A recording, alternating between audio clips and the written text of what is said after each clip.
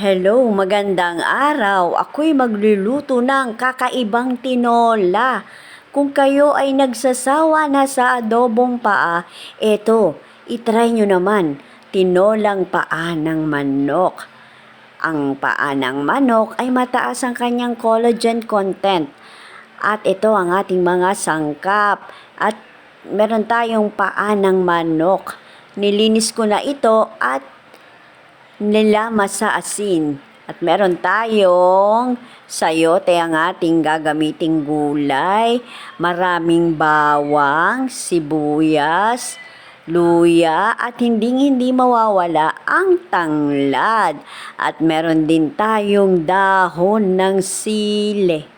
At meron din akong panimpla, patis, pamintang buo at pamintang durog lamang ang aking gagamitin.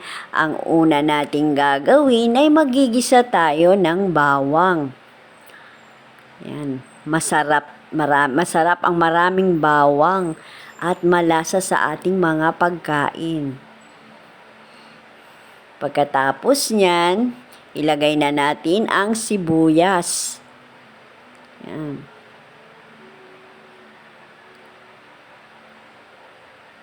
Isunod natin ang maraming luya.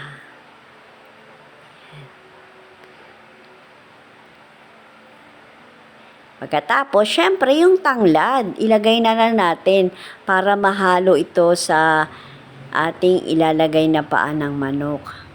Para sumama ang lasa ng tanglad. Ayan, inilagay ko ang paa ng manok at isasangkutsa muna natin siya.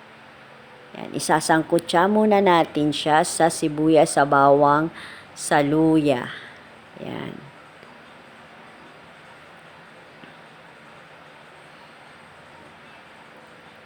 Tapos yan, lagyan muna natin siya ng pamintang durog at pamintang buo para may lasa na siya.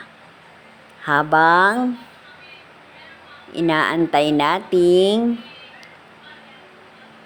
masangkot siya ang paa ng manok. Yan, nilagyan ko na rin dyan ng patis para may lasa na. Kasi kanina, inano ko na yung paa ng manok sa asin. At ayan, naglagay ako ng 4 na baso ng tubig.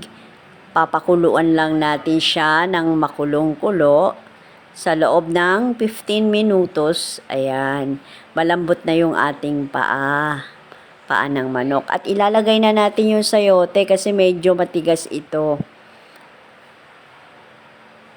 Siyempre, tikman muna natin kung tama na ang panimpla ninyo. Para sa akin kasi tama na. Pagkaraan ng 3 minuto, luto na yung sayote. Inilagay ko na yung dahon ng sili. Yan. Luto ng ating tinolang paa ng manok. Tara na, kain tayo. Salamat po sa panonood.